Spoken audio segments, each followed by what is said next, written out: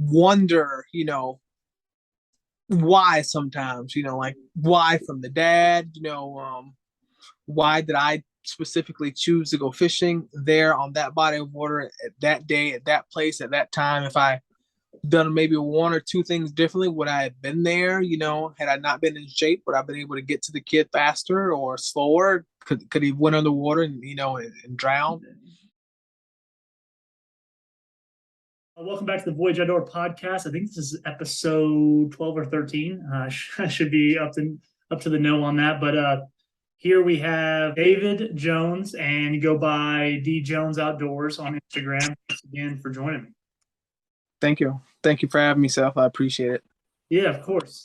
So let's get started. So I know a lot of your probably I know any podcast you go on, I know they probably bring up the fishing, thing that happened. I think a lot of people know what happened there, and which was crazy. And we'll get into that. But I kind of want to know a lot more. I want to know, kind of start me just like how you got into the outdoors, hunting, fishing, all of that stuff. I'd love to know, and just kind of where you're from, everything like that.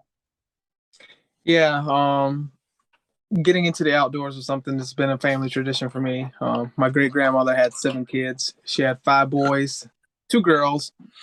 Every one of them can fish, can hunt, farm. You name it, they basically can do it. And they raised all their kids, what we refer to as youngins or children, to do it as well. So for as long as I can remember, I've had either a fishing pole in my hand or a bow or a rifle or a shotgun, specifically a 410 or a BB gun, like you name it. Like I was trying to, to get something while I was hunting. I was trying to catch something while I was fishing, and I felt like I always had the most fun, doing that. I always wanted to go hunting, always wanted to go fishing. I didn't care about school.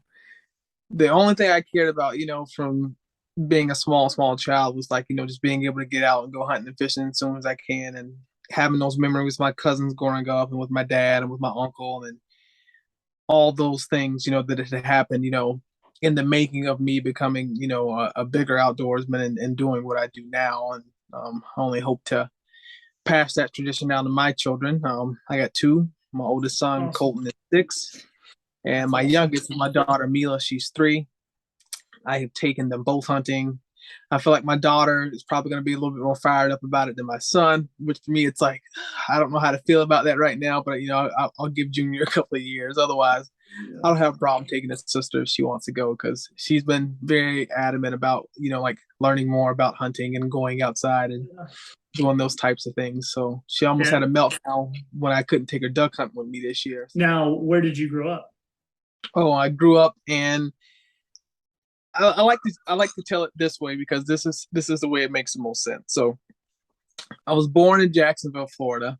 Mm-hmm. I lived in Hilliard, Florida, but I was basically raised in Callahan, Florida. And the distance between Hilliard and Callahan is like a couple of miles, so it's like a 10-minute drive. And a lot of my family, my dad's side is from Florida. My mom has a lot of family in Florida and also in Southeast Georgia. So, I spent a lot of time up in Northeast Florida, Southeast Georgia growing up until I graduated high school, moved up to Minnesota 2012, went to junior college at Fond du Lac, played football, baseball there for them. Dean's List, got a couple offers for Division II football. Went to the University of Minnesota Duluth. Major was criminology, minor was environmental science, and got done with that. Jumped into a couple of jobs right away, after college, sales jobs at AT&T and other little, Yeah. tiny jobs out on the resume. Um, and that's been it. Just been working, been living, Yeah. trying to kill bucks, the usual. I got a question for you then right off the bat. Mm-hmm. Whitetail hunting, Georgia or Minnesota? Minnesota. Really? Yeah. Northern Georgia, not even close. Well, in my opinion, it's like there's hunting and there's hunting in the Midwest. Like, Yeah, for sure. Yeah. it's just, I've never hunted Minnesota, and I was always curious. I see a lot of guys hunt Minnesota. yeah. And well, I say a lot, just a few really. And so I was curious. That's interesting to know. So okay, so walk me through like I would say, you really got an awesome, Instagram, you got following. I love what you're about, hunting, outdoors, spreading, just love and of course your love for your faith, all that stuff that I love, and that's who I follow, and that's what I like, and that's what we're trying to do. So walk me through though. I mean, everybody starts, I always like to say, everyone starts with 0 followers when you join Yeah, Instagram, right? Everybody does. yeah. So walk me through that progression of like, hey, things are moving. Um, and when you were like, I should put more time into posting, when I should put more time into social media, did that ever click? Was there a point where like, I should do Yeah. more? There's possibility for, sponsorship. There's possibility for this X, Y, Z. Like, when did that happen? Kind of how that come about? Well, for me, I went to a predominantly white high school, but there's a handful of us black kids that were there. But I was always known, for sports and stuff like that, and they also knew that I loved to hunt and fish. Mm-hmm. So the first time I'd ever went fishing, I hope nobody takes offense to this, with a couple of my white friends for the first time. They were shocked I knew as much as that I Yeah. knew about bass fishing. So they started calling me, Black Bill Dance. And somebody's like, dude, you need your own show. So it's like, Yeah. that's it. They're like, Black Bill Outdoors. Yeah, because you can hunt and you can fish. So I was like, Black Bill Outdoors.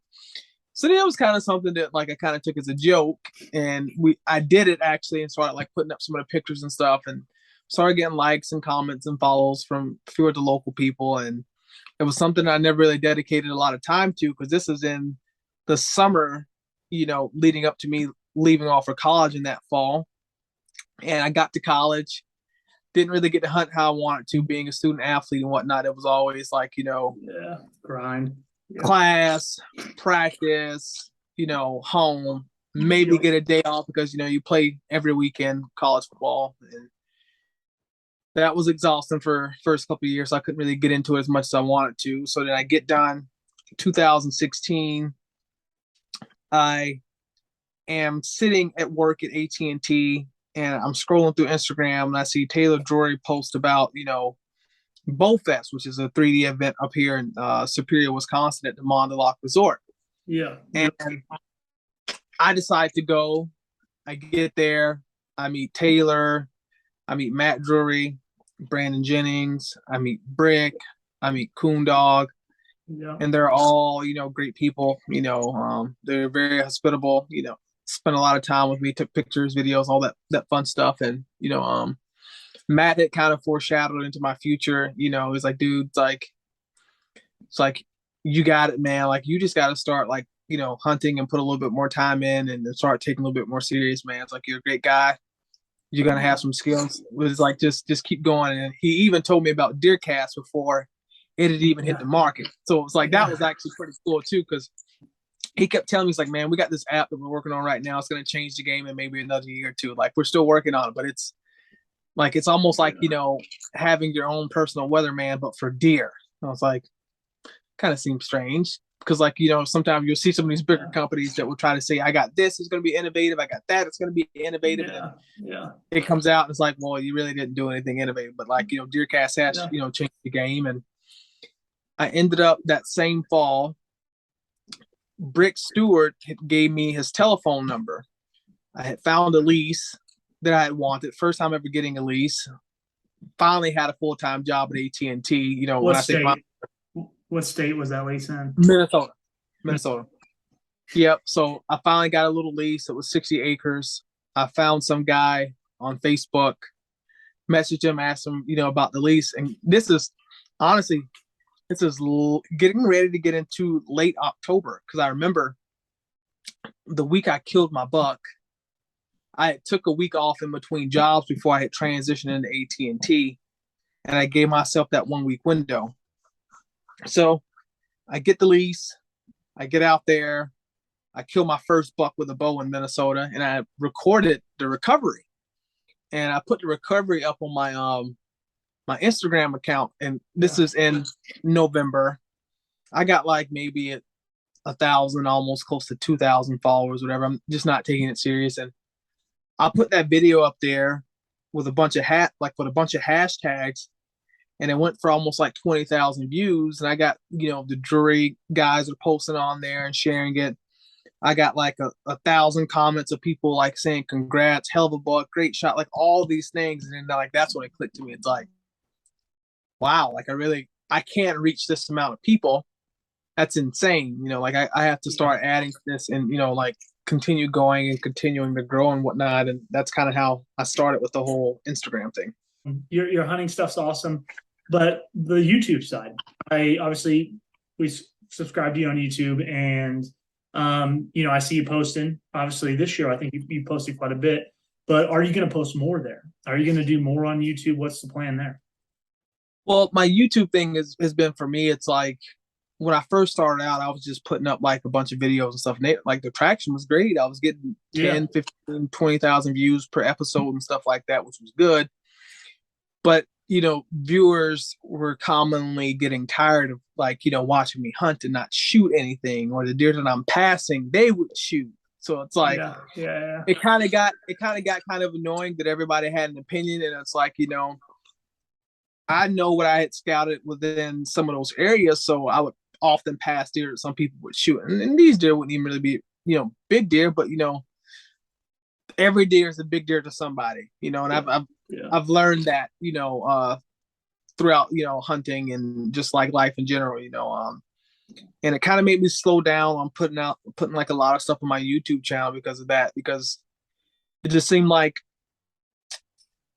I couldn't make everybody happy, and I just got tired of uploading stuff, getting the views that I want, but then like seeing all the comments that were somewhat negative, and then some of the comments that were somewhat positive. I didn't feel like it was like worth me sitting there and doing it and wasting my time and cutting up Yeah, all the videos and taking hours away. When yeah, it's like I much like the flow of I can shoot something, grab a couple pictures, couple videos in the field, put a reel together for Instagram, yeah. throw that up there, and just let that go.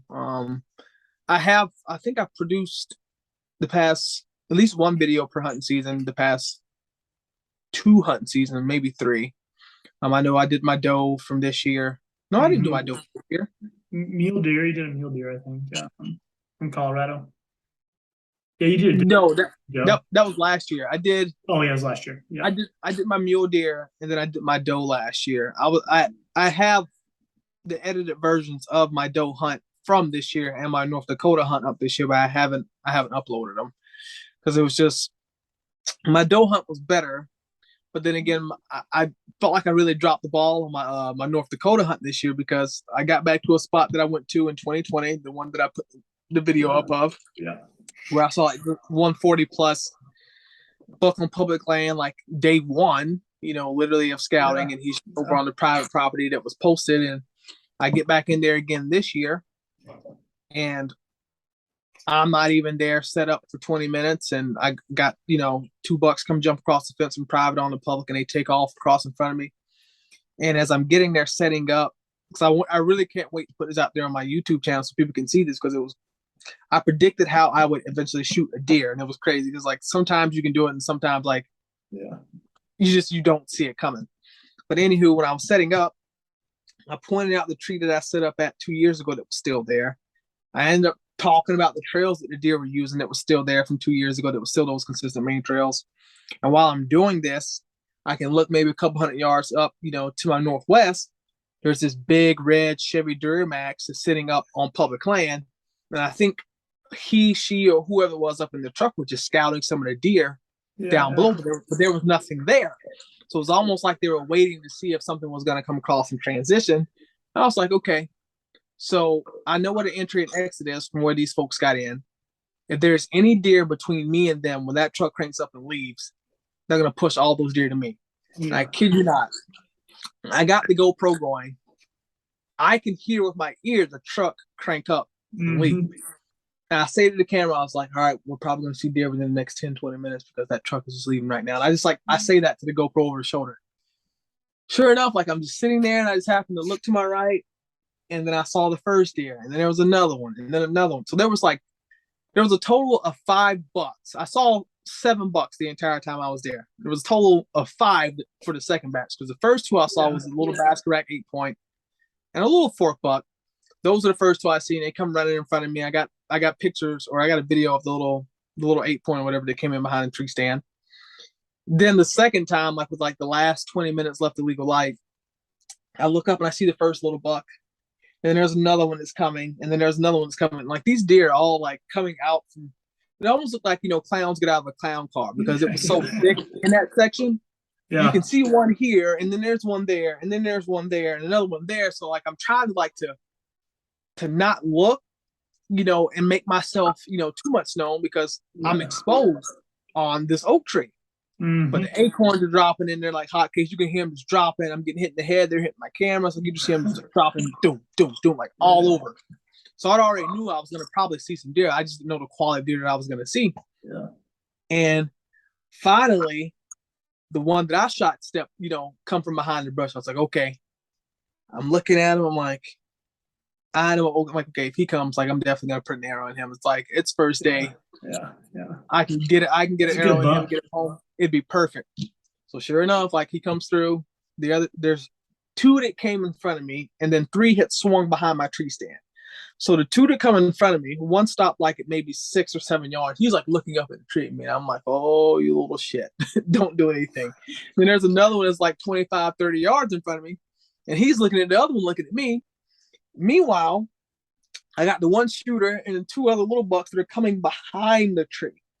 So the Um, first little shooter to come behind the tree, like he comes all the way up to my left and then he stops and he starts looking back at the other ones. And then the other buck comes and he walks up and he's like 8 yards from the base of my tree. So I got one deer here in front of me staring at me, another one here staring at me, and I got another one who's like on my hip, literally, like that, yeah. like straight Yeah. line with my hip that's watching me. And meanwhile, the shooter is back watching all these deer, like looking up at me because I'm completely exposed in the tree. There was no cover. There, Yeah. like there was, That's tough. there was, there was no nothing, and I was just a couple sticks up, in the tree, anyways. And finally, those other two that are behind me, they take off as in like they're trotting, as in like they're playing with each other, Mm-hmm. and they get up a little ways, and I'm thinking to myself, I should try to swing the camera. I'm like, should I risk it? Like, am I gonna risk it? Like, no, it's like my GoPro's good enough for me. So then I'm like, forget it. Old boy comes behind the tree and he gets ready to start take off like he's trotting with them too. And I just went, man, he stopped. And I just see a full glance. Like, oh yeah, he's a 10. Gotta get him. And I shot him, and he was the first buck I had ever saw run and fall down in front of me. All Really? the deer I've ever killed, I've Yeah. never seen one of them drop. I've never That's the seen one of them best drop. feeling. That's the best And feeling to in the world. and to just to watch him literally, I kept telling myself, I hope he doesn't make it to the fence on private because I don't have time to try to get him up and over the fence or under the fence. And he's in Yeah. velvet, so I don't want to mess his rack up dragging him anyways. Yeah. Yeah. He died maybe 60, 70 yards from where I shot him. It was pinwheel. He was maybe, I'd be exaggerating if I told you he was 10 yards away from my stand. He was right That's there. that's crazy. I think it's crazy you shot a velvet buck. I've never shot a velvet buck. I just think that'd be a crazy experience to be hunting a whitetail and it be walking in with velvet on.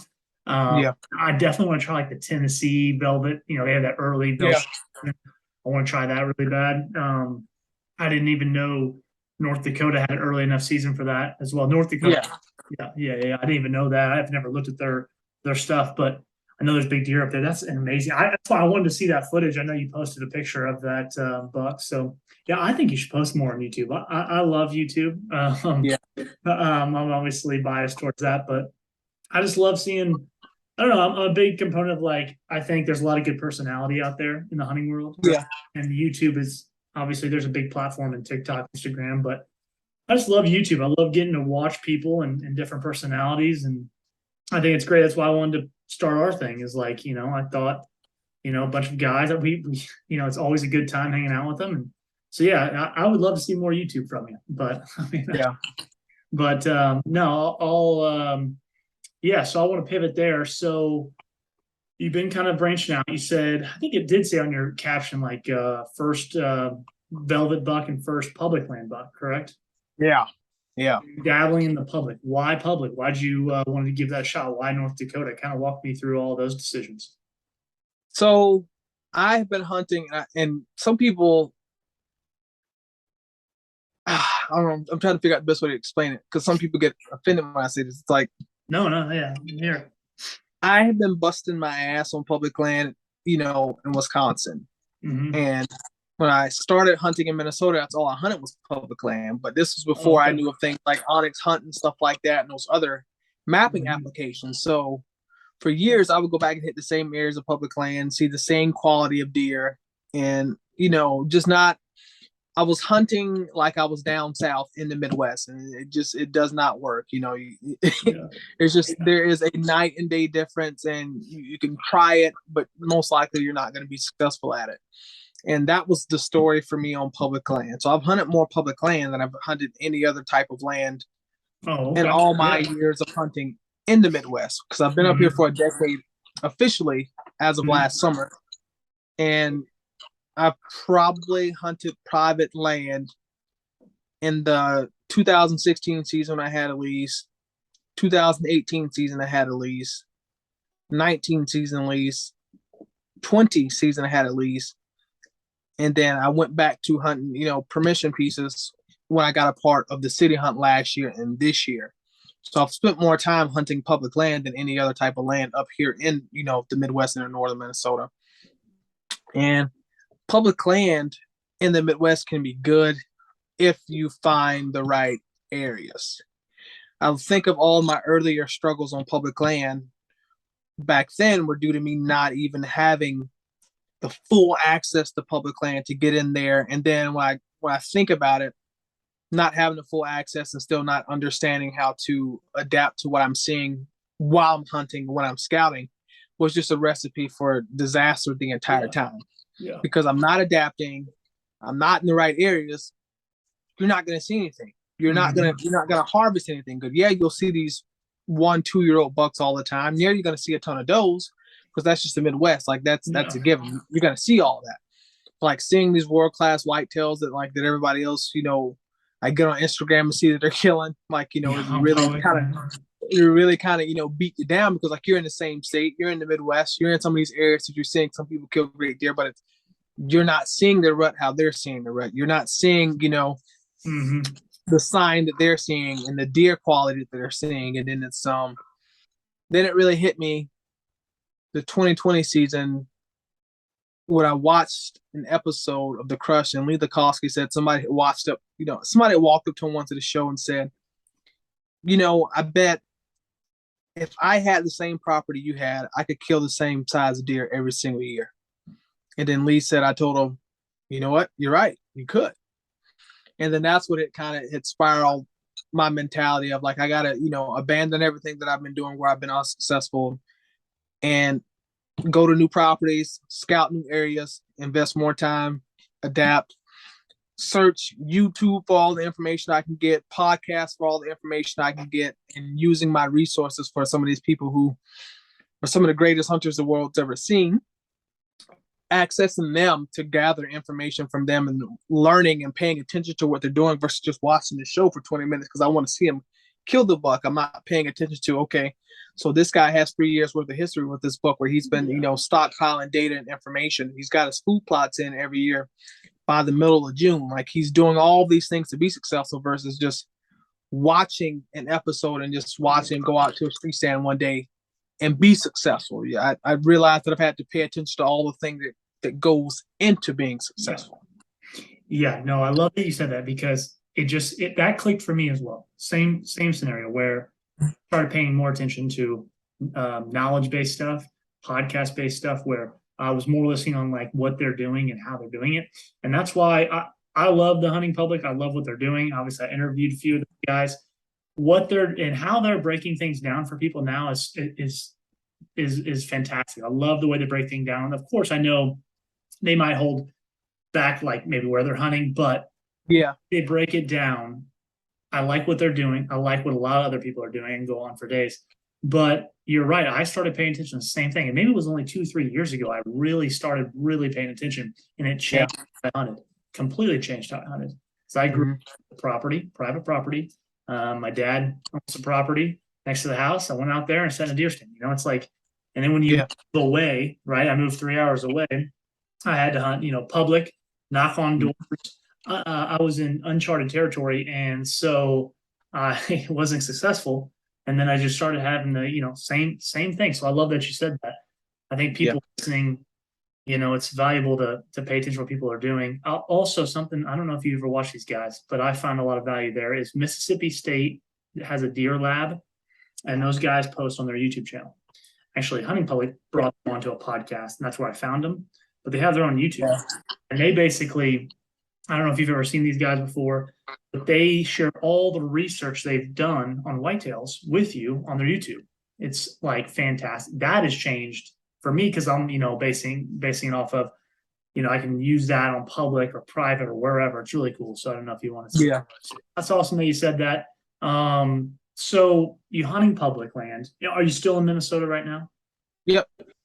Are you on any leases now? Do you do any door knocking?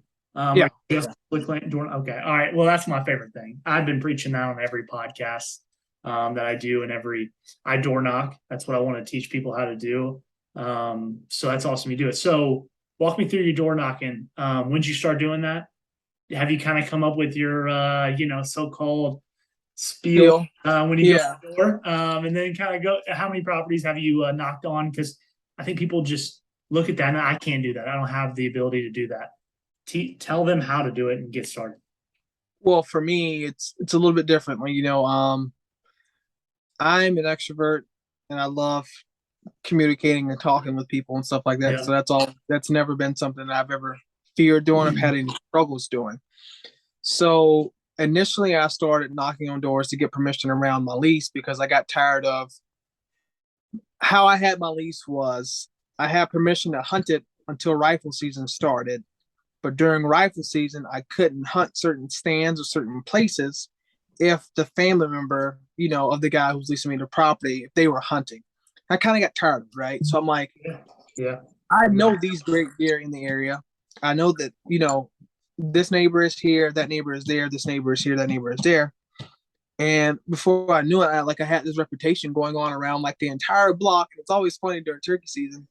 This entire block in my area here, they know me as the black hunter. It's like, oh yeah, I've heard about you. Yeah, you're the black guy who likes to hunt. It's like, yeah, okay, yeah, you can hunt my place. And I've literally had one guy show up and say, you know, I talked to so and so down the street because like the landowners, his name is Johnson, and he has certain farmers that will come and actually put crops on his property because he owns 450 acres. So he'll have various farmers come by that live close by, and they'll either put some cattle out there and they'll pay them, or they'll either put some crops up and stuff like that and they'll pay them. And they knew who I was through that. So that kind of built up my confidence a little bit, of talking with people. And then when I started getting to the city limits, it was almost like, it was too easy to get property. At least for me. I know for other people it can be a little bit different because one, and I tell people this all the time, like when I knock on doors, like, well, it's not every day you're gonna have a handsome young black man knocking on your door with a southern accent, trying to talk to you about hunting your property. I get that. It can be a shock. I'm shocked too, because I never would have thought me and you would be having a conversation at this date and time about hunting your property. Yeah. And then, sometimes I love when the wife is at the door because a lot of women, they run their houses. So it's like, I can get a crab ass husband, or boyfriend or grandpa, grandma. And if I'm getting resistance from him and wife hears, honey, who's that at the door? Oh, it's some guy. And then they'll come walk up, they'll peek and see, oh, hi, can I help you? And then it's like, game on. Game on. Yeah. I can't tell you how many times I've gotten permission where husband's giving me the old side eye, or he'll go walk and sit back down on the lazy boy and he'll turn something on the TV and just try to like, it's like shaking his head. And she's giving me permission, phone number, telling me, come inside whenever I want to, if I need to warm up, if I shoot something, let them know. And then some of those people are people I end up actually having some of my best relationships with. And I don't even hunt those areas sometimes. And my spiel is this. And I won't say too much that I've learned, from Roy and the gang and all those guys down there. Yeah, I love that. That's who got me into door knocking, just to say that. Yeah. Continue. Yeah. So a lot of those guys down there, they don't say too much on their spills. And being a former sales rep at AT&T, I worked in communications for almost 2 years, closer to 3 than 2. So you learn how to communicate and how to get your point across to various information. Yep. I would always, once I secured permission, or even if I didn't secure permission, I would always try to get as much property with permission around the permission piece. So if I got property 1, but I know 4, 5, and 6 are surrounding 1, I'm going to introduce myself to everybody that's surrounding 1, and I use this end right here all the time. I say, hey, I just want to introduce myself. I'm David Jones. This is my truck. I'm going to be archery hunting so-and-so's house down the road. I don't want you to call the cops if you see me walking out, in your backyard at night with a flashlight or something, trying to track a deer or something like that, or if it may have died on your property. So I just want to introduce myself to you, give you my phone number. Is it okay if we chat for a second? So that way, we can exchange some information, because I'm not from here. I don't like stepping foot on somebody's property if I don't know them and I don't have their telephone number. I want to be respectful to every landowner, because number one, you've worked hard for your property. You live here. It's your house. I'm going to always give you that respect.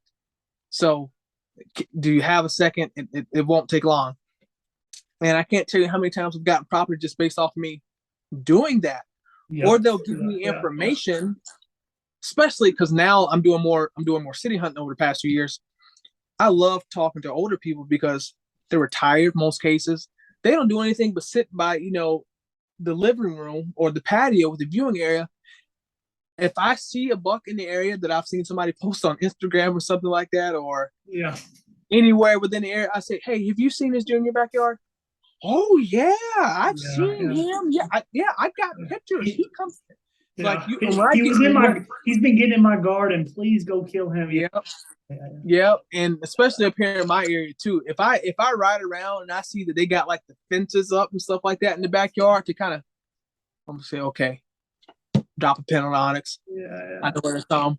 And I start looking around at other different areas and stuff like that. But before I give away all my secrets, I just always, try to introduce myself first, so that way they know who I am. Get that contact information number. Even if they tell you no, they may know somebody else, or they may be able to kind of let you know who else hunts in the area and why, and what neighbor does this and what neighbor does that. And I had an example of that I recorded last year or last spring during turkey season in Wisconsin, when I went down there a couple of times, because there was a guy that told me no, but he did actually hop in my truck, which I was kind of like, caught off guard by that, because he didn't ask me if it was okay. He just literally walked to my truck, opened the door, and sat in the passenger seat. I was like, okay, well, I guess he feels comfortable, so I might as well go to where he's telling me. And he took me to a spot and showed me some public land and stuff like that. And it was actually pretty good, public land, because there was a bunch of turkeys and stuff that were around in there. Mm-hmm. He showed me pictures of some of the deer that some of the other neighbors who hunt that piece of public land had shot in the fall. And this is down in Buffalo County, Wisconsin. So it's like, I just saw that place was the number 1 rated, I think, Boone and Crockett county in America. Yeah. I was looking at one of my friends, Jordan's posts, because he posted it where there's over 1,000 something or something listings for as far as Boone and Crockett bucks within the entire state for 2022. Yeah, they come out with those numbers every year of like the state with the most Boone and Crockett. Here, everything. I think Ohio last year was maybe high. Anyways, yeah. So I was just looking at that, and that was down there. But I just always tell people, introduce yourself, learn how to be comfortable talking to people, learn how to be comfortable asking for permission. And at the end of the day, that's something you're passionate about, is hunting. Or if you're knocking on the door to go fish on somebody's pond or something like that, show them that you're passionate about it. Because sometimes when a lot of people see your passion, they'll be that much more susceptible to telling you yes. Or even if they tell you, no, you can still figure out why they're telling you no, which is another thing that you can probably have a class in itself, is overcoming objections, asking enough questions when they do tell you no, and getting those questions without them know you're getting their objections, so you can overcome them. And it's easy. And I love that. Doing that, it's fun. I'm thinking maybe next year I may come back to the same parts of the city hunt again, but I've also thought about going down to Colorado to try and do it, because if I draw a tag, I want to be able to go out there and try to get another mule deer. Or I'm going to try to go to Probably either Tennessee or a Kentucky if I Yeah. can. Otherwise, I'll probably go back to North Dakota if all else fails. Yeah. But yeah, no, back to the door knocking thing. I'll just kind of end it here. Yeah, I love door knocking. I'm glad you shared your kind of story with it. And anybody's listening, I've shared mine. I talked with Zach, at the hunting public, and me and him talked about door knocking. They do it a lot with turkeys and turkey hunting. Yeah, I think it's a little bit easier with turkey hunting. I've kind of found just from my, It is. Yeah. just from the, I don't know, the nature of turkey hunting. But I want to go back, to kind of, you said you were working. Are you working a 9 to 5 now, or have you kind of built up something around yourself to where you're able to just hunt, post content, and work through that way? No, I still work up in the medical field here in Duluth, Minnesota. Even if I feel like, because I've said this a couple of times, Yeah, but I, even if I had the opportunity to just hunt all the time, I don't think I could take it because it's just not what I envisioned for myself.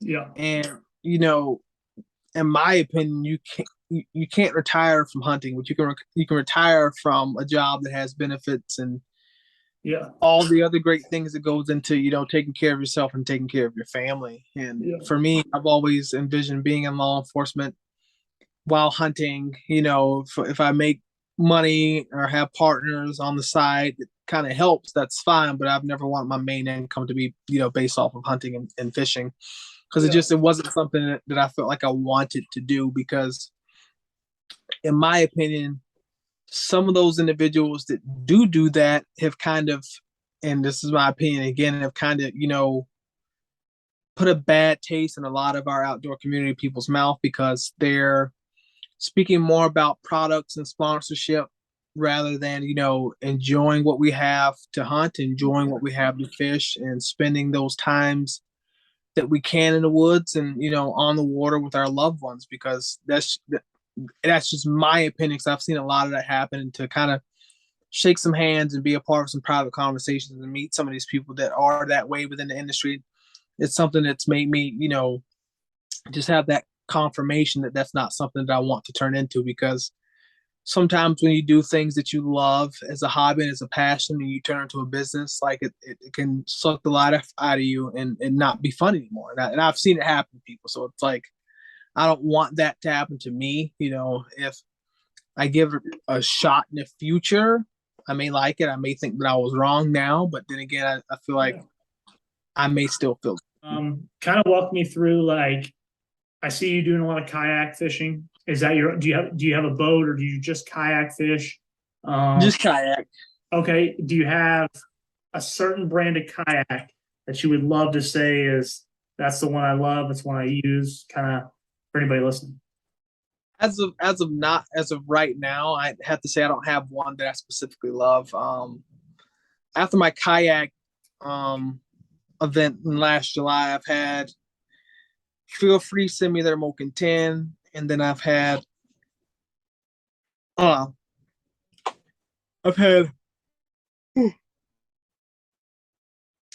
gosh, I've had them send me a kayak, and that was been the one that I've been kind of using predominantly, and I've used it to catch bass. I've used it to go out and actually to dunk cut in. It was easy to transport in and out of the truck. There's a wheel on the back that kind of makes it Yeah. easier to drag, down to water, which is actually pretty great too. But yeah, that's been what I've been predominantly using when it comes to kayak fishing. And before that, I had a Pelican Athena that I bought Oh yeah. back when COVID had happened. COVID had happened. Well, kayaks. Everybody was just Yeah. out of everything. Yep. Everybody's out of everything. So it's like everywhere I went, like we could get a truck on this, we could get a truck on that, or if we order this, it'll be here in this month. So I was like, what, forget it. And I just ended up looking at one of our little fleet farm places. Ended up looking, I was like, that one. Yeah, we can get that for you if you want it. Yep. Okay, I'll take it. And I just took it and just that's where the kayak fishing started. Then I have to ask anybody to take me out in the boat because I have bass fishing buddies because that's what I like to do. I like to bass fish. I'm a Florida boy. I grew up bass fishing. Yeah. It's one of What do my you love favorite more, whitetail hunting or bass fishing? whitetail hunting. There's no question Okay. when it All comes to right. Well, that. I had to make sure. I didn't know. Some people Yeah, I look get that way. and I tell people only bass fish till I can deer hunt, and I mean that Yeah. for a reason. There's a certain time every summer that when I Yes. can actually start getting out there and scouting, doing a little bit Okay. more stuff in the woods. I start using those fishing poles and I start breaking out that kayak less and less because it's like just Yep. getting into gear mode, just ready to go. It's like that's why I try to get out there as much as I can those first couple of months here in Minnesota in the spring and earlier part of summer because come fall, I'm not touching my rods, I'm not touching my reels, I'm not touching my Yeah. kayak. But this year it was kind of different because I had my Old Town Autopilot 120, which was a great kayak that I have too. I can't wait to get back out in that again next year. And then I have my Moken 10 from Feel Free, and I would use that Moken 10 to get out in the duck hunt. And I've duck hunted a little bit more this year than I have in years past. Back when I Yeah. was in college, one of my former coworkers and another officer from the reservation when I was there, because we actually ended up going to college together.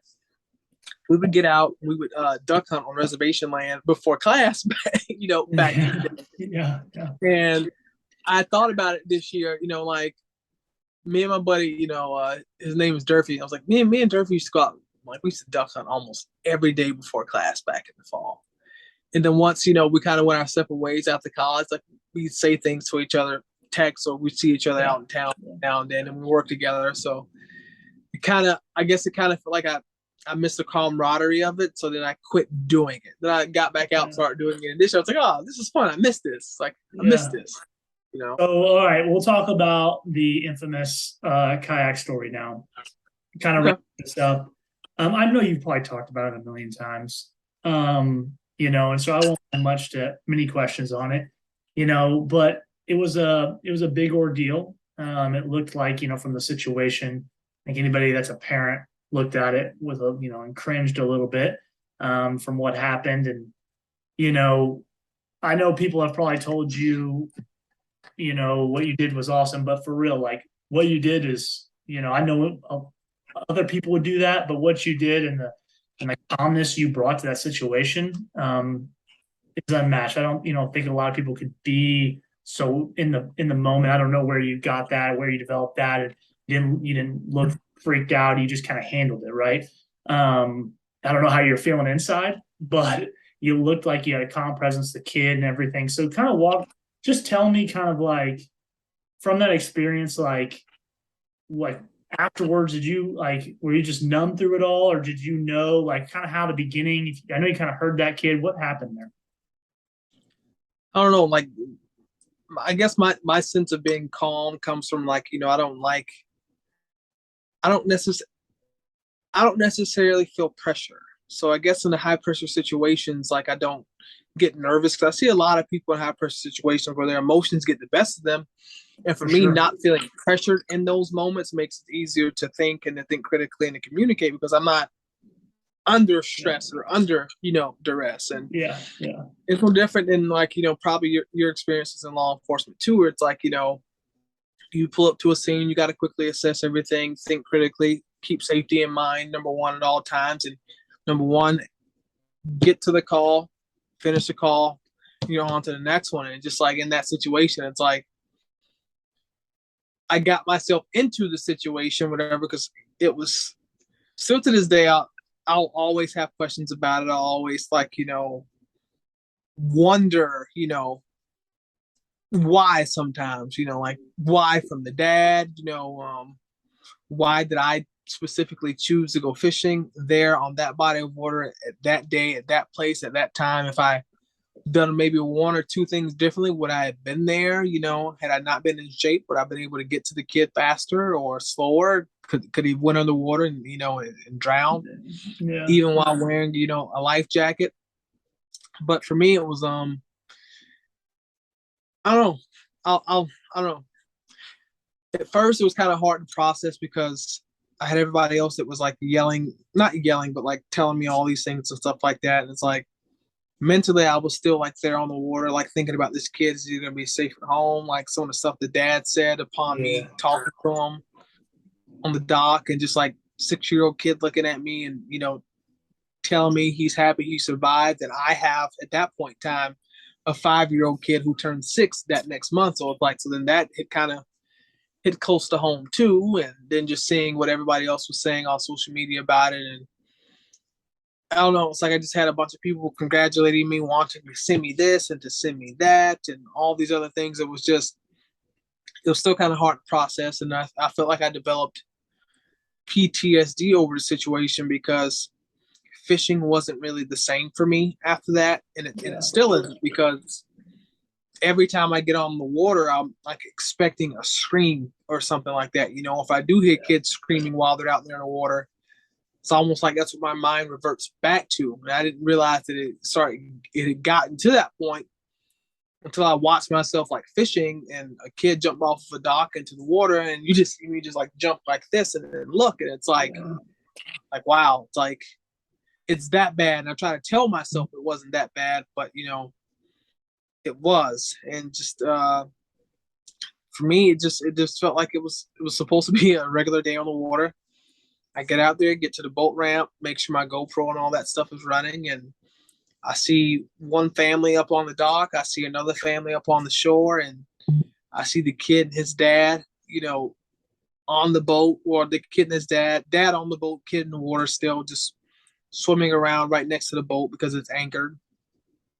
And launch my kayak. I say hi to the family that's on the dock, and they ask me, like, am I one of those guys that does stuff on YouTube or Instagram? And that was a blessing in disguise. And this is why I say, when you communicate with people and you're extrovert, like wasn't an issue having a conversation with them. And I talk to them. They follow me on Instagram, and not knowing that, less than a week later, I'd be searching through the bombardment of followers I got to try to find them, to get information from them to give to the police officers for the investigation, because they had witnessed what I had witnessed and stuff like that. And that was because of social media.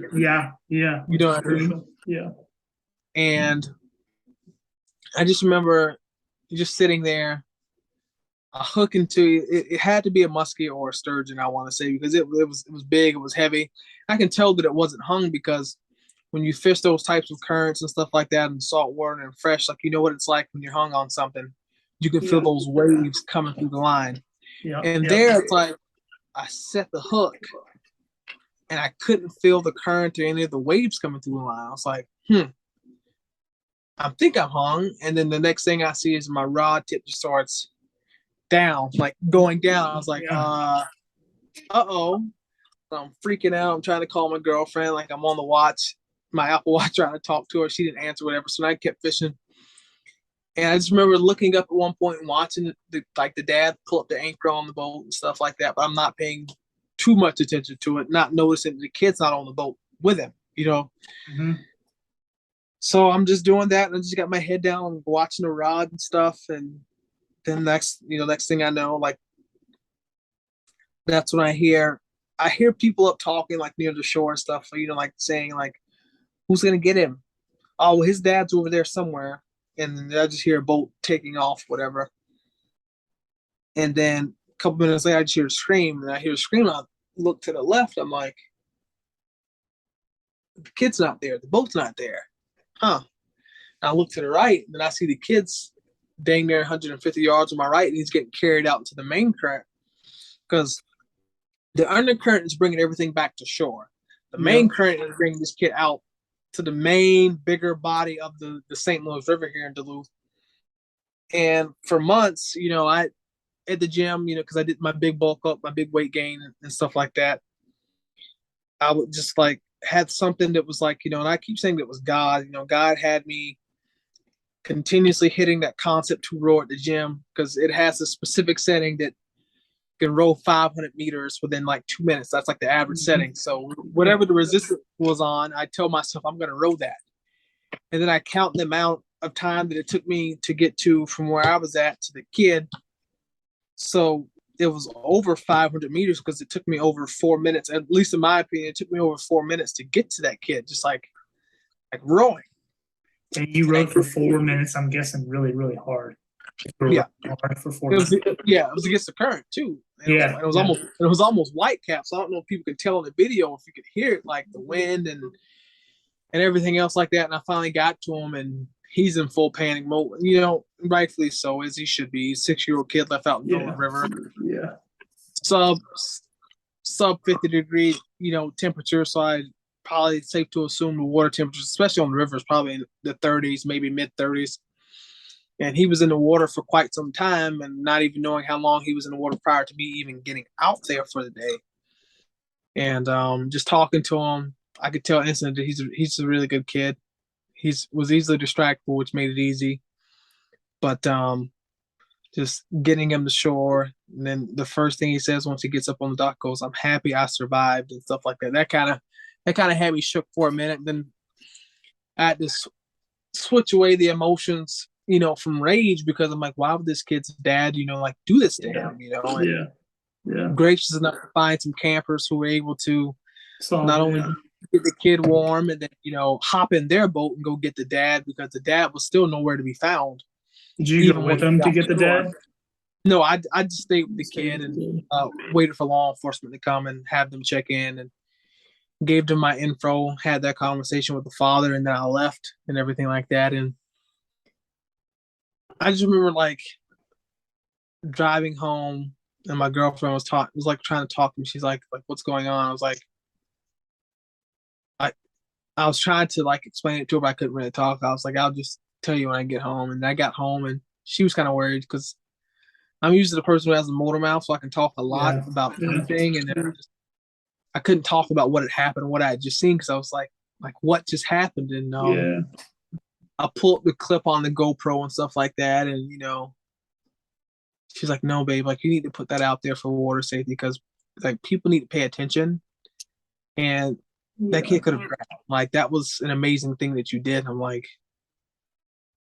I don't care about what I did, but I do understand what you're saying about like water safety and how we can all be aware of what's going on in the water. And even if a kid is not our kid, and we can see from across the lake or the pond, or you're in the ocean or something like that, that somebody's in yeah, trouble, we have the ability to help them and do it safely, and not having one person in trouble and turning it into two people in trouble. I'm going to always say do it, but just if you have the experience and the safety and you feel like you can do it, do it. But that whole thing was an ordeal for me for a couple of weeks. And listening to all like the comments and stuff like that about the dad and about the kid and the media, it was a frenzy there for a while. Like my notifications were always blowing up, messages from everybody, thank yous from people all across the world, Facebook videos going for millions of views, Instagram videos going for hundreds of thousands of views, TikTok videos going for millions. Like just everywhere the video went, like it was going for hundreds of thousands, if not millions of views. And I've even had people try to message me asking me to sell them the rights to the video, and all these other things. It's just it was unreal to like to see what it's like to go viral or to have a viral yeah, moment. yeah.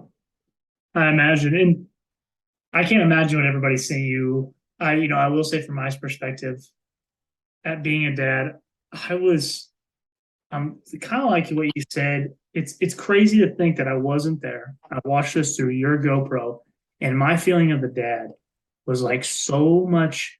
I was so like upset, like when he Mm-hmm. showed up. I know you. I can't even imagine what you went through with that. Being a dad, seeing him walk up, I just thought it was going to be different, right? Like Yeah, I thought he would know he would like really messed up, even if he, maybe isn't the best person with the kid or wasn't, doing what he's supposed. It just yeah, really, it was a really, I don't know, it was a really unique story and what played out there. And I can't thank you enough. I know everybody's thanked you, but I know you would have done that 100 times out of 100. And hmm I'm glad you get to share that story because and I know you're probably like, man, I've told this story 100 times, but it's worth listening to. It's worth knowing that the water is no joke. The cap, what you talk about, it capping and the currents, like I would assume 80% of people don't understand kind of how that lake works, no, how a river works, or how the currents work. Um, and people that spend every weekend there, you know? So Yeah. I don't know. It's just interesting. And we don't have to go too much deeper, but I wanted to kind of get your, side of the story, and I just appreciate you telling it. And I Yeah. believe God put you there. I know you said that. It's just what I believe, right? I think you were there for a reason. Thanks again, man. I appreciate it. Keep doing you, keep grinding, keep posting.